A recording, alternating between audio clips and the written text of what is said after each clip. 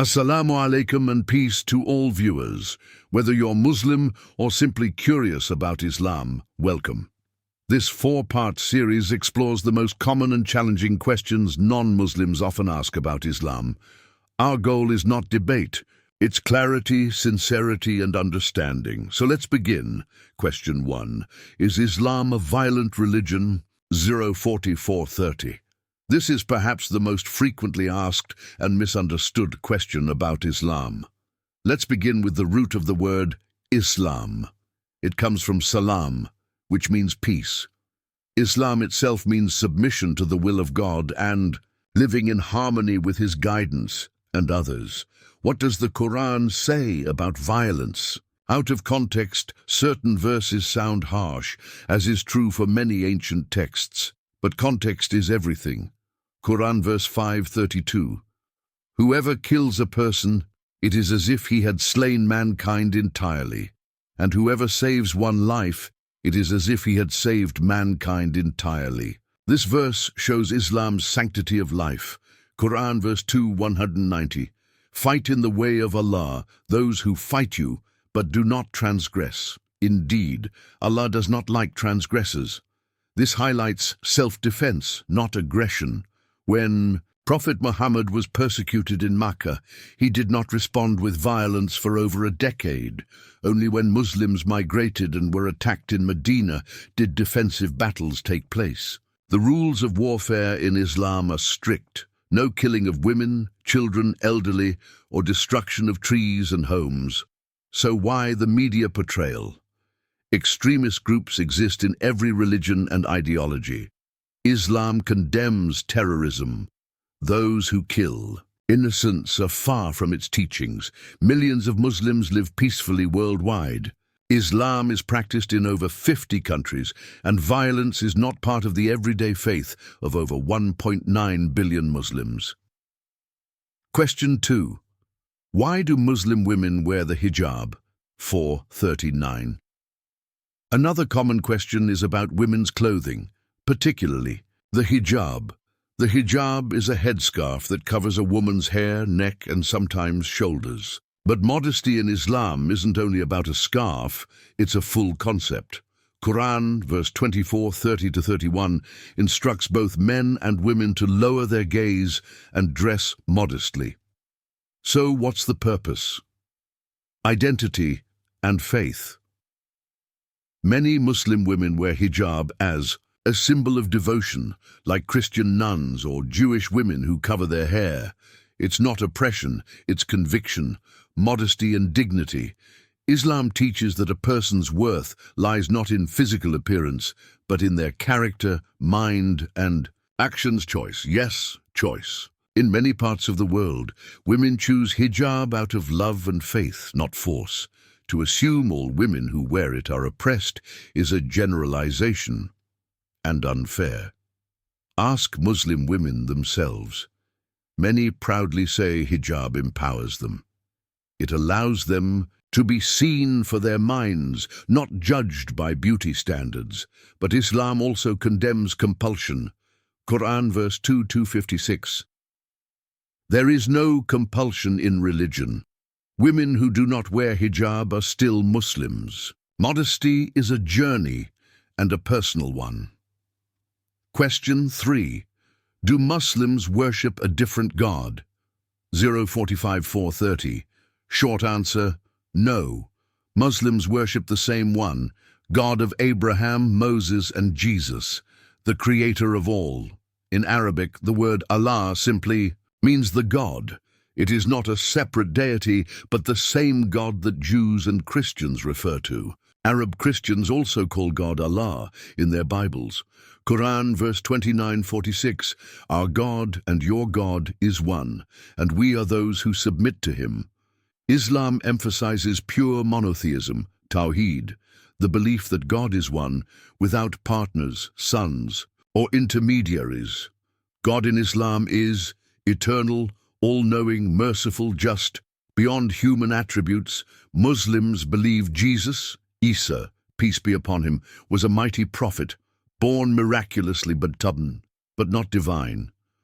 Islam honors him and His mother Maryam more than any other woman in history. In fact, there's a whole chapter in the Quran named after her. So, while beliefs may differ in form, the root, the worship of one God, remains shared. Question 4. Why can't Muslims eat pork or drink alcohol? 439. This is one of the most recognizable Islamic practices, avoiding pork and alcohol. Let's begin with pork. Quran verse 2:173. He has only forbidden to you dead animals, blood, the flesh of swine, and that which has been dedicated to other than Allah. Pork is forbidden because it's considered impure and harmful. Islam's dietary laws, halal, are based on spiritual cleanliness, health, and discipline. This mirrors Jewish kosher laws as well. Now about alcohol. Islam takes a zero-tolerance approach to intoxicants. Why?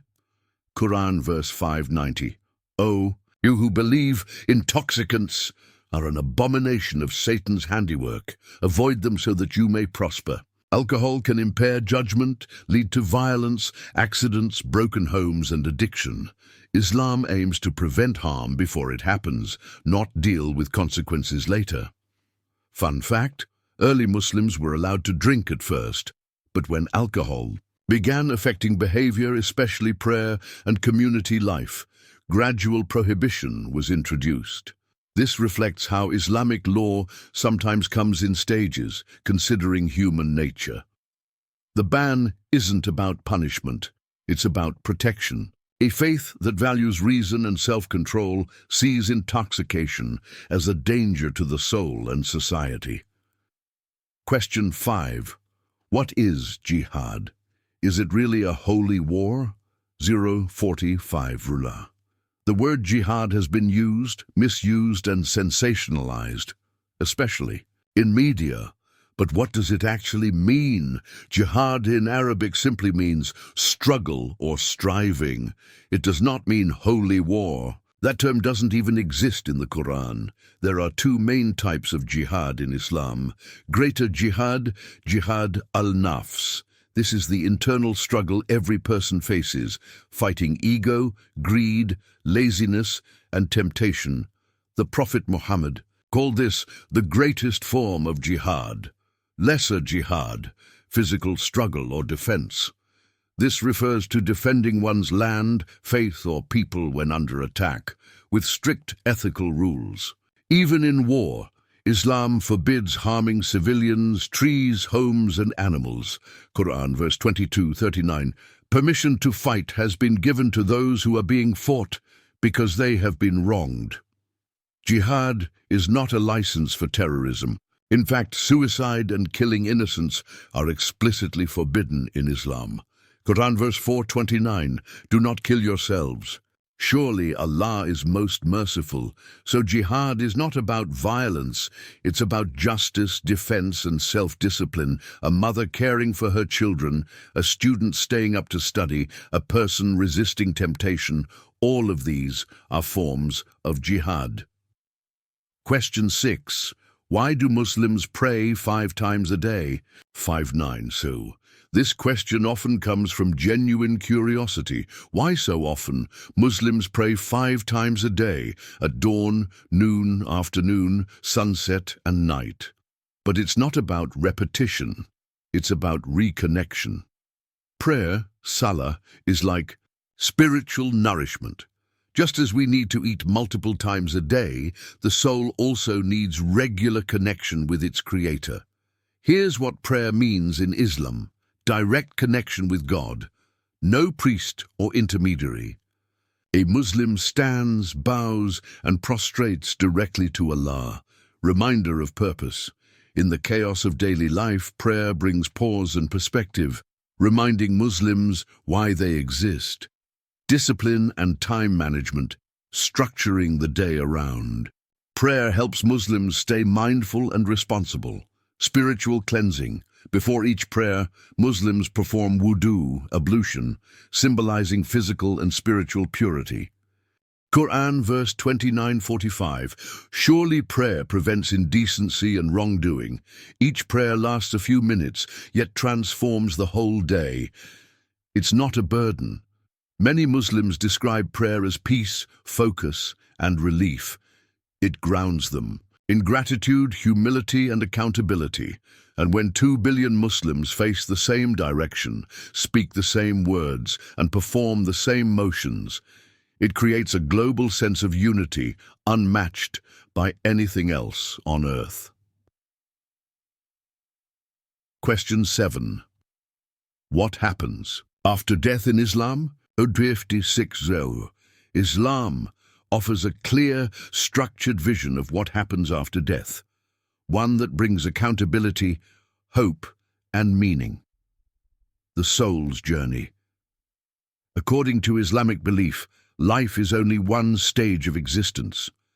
After death, the soul transitions into a state called barzakh, a barrier between this life and the hereafter. Quran verse 23:100. Behind them is a barrier, barzakh, until the day they are resurrected.